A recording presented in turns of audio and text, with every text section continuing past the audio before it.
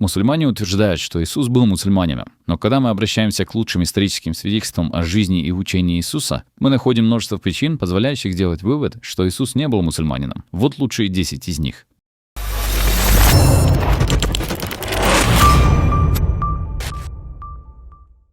Причина номер 1. Иисус умер на кресте. В Коране говорится, что Иисус не умер на кресте, но в наших лучших исторических источниках об Иисусе говорится, что Иисус действительно умер на кресте. И даже такой историк-агностик, как Барт Эрман, говорит: «Я убежден без тени сомнения, что Иисус был физически распят и умер на кресте. В моих книгах это совершенно определенно, и это полностью противоречит стандартным исламским верованиям. Мусульманский Иисус не умер на кресте, а настоящий Иисус умер».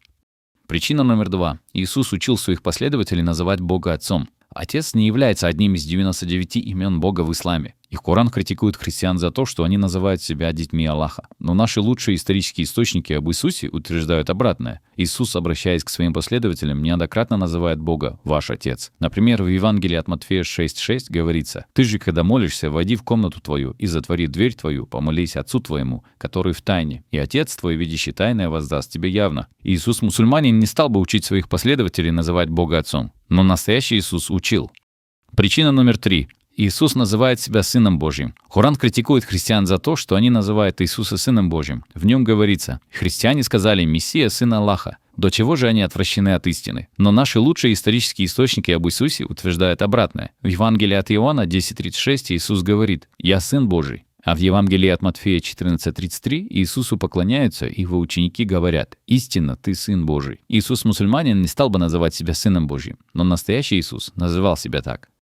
Причина номер 4. Иисус никогда не упоминал Каабу и никогда не молился в сторону Мекки. В Коране говорится, что Аллах сделал Каабу священным домом, прибежищем благополучия для всех людей. В Суре 2:144 говорится: «Обрати же свое лицо в сторону заповедной мечети. Где бы вы ни были, обращайте ваши лица в ее сторону». Но в наших лучших исторических источниках об Иисусе ничего не говорится о Каабе и Мекке. Иисус никогда не упоминает о священном для всех людей доме времен Авраама и никогда не обращал лицо для молитвы в сторону Мекки. Иисус никогда не приказывал своим ученикам посещать Мекку или смотреть в сторону Мекки. Нет никаких свидетельств того, что последователи Иисуса поступали подобным образом. Иисус-мусульманин не стал бы пренебрегать святынями ислама, но настоящий Иисус так поступал.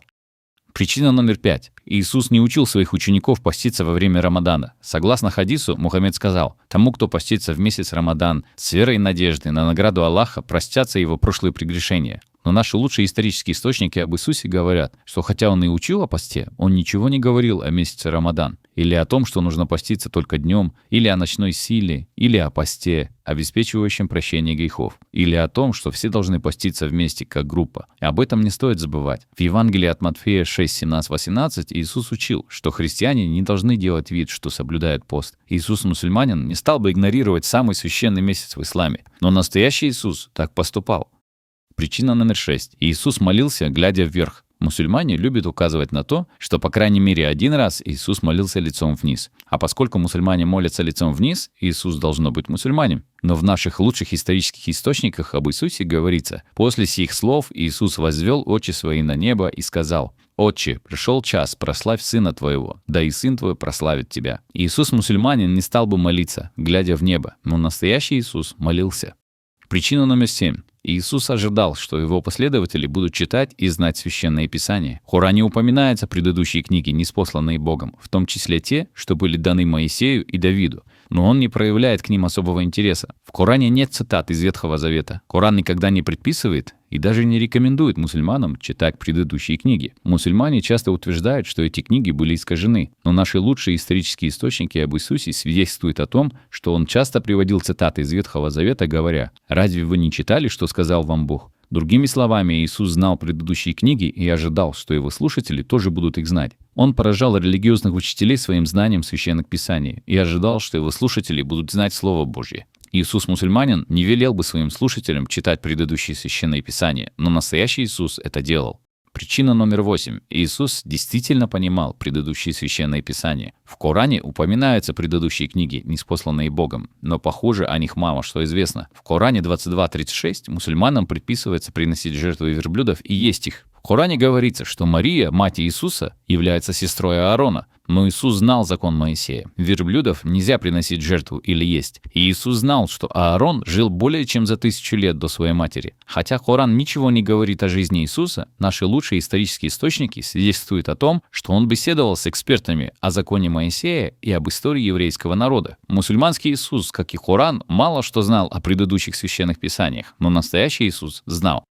Причина номер 9. Иисус позволял то, что запрещал Мухаммед. Согласно хадисам, Мухаммед учил, что алкоголь полностью запрещен, не допускается ни единой капли. Но в наших лучших исторических источниках об Иисусе говорится, что он пил вино и даже угощал вином на свадьбе. И Иисус учил своих учеников вспоминать о его смерти, выпивая вино. Библия постоянно запрещает пьянство. Но Иисус и все библейские пророки до него не запрещали пить алкоголь. Иисус, мусульманин, не позволил бы употреблять алкоголь, но настоящий Иисус разрешал.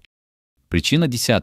Иисус запретил то, что одобрял Мухаммед. Согласно Корану, мусульманам разрешено заниматься сексом со своими рабынями. В Коране 70:29-30 говорится, что мусульмане — это те, которые оберегают свои половые органы от всех, кроме своих жен и невольниц, которыми овладели их десницы, за что они не заслуживают порицания. В Коране 23:5-6, 4:24 и 33:50 говорится о том же. Мусульманская история гласит, что Мухаммед посещал Мириам и вступал с ней в половую связь, поскольку она была его собственностью. Но наши лучшие исторические источники об Иисусе говорят, что у него не было сексуальных рабынь, и он никому не позволял их иметь. И Иисус утверждал, что муж и жена становятся одной плотью. То, что Бог соединил, никто да не разлучает. Последователи Иисуса учили, что брак должен почитаться всеми, а брачное ложе должно быть непорочным. У Иисуса-мусульманина не было бы проблем с сексуальными рабынями, но у настоящего Иисуса были.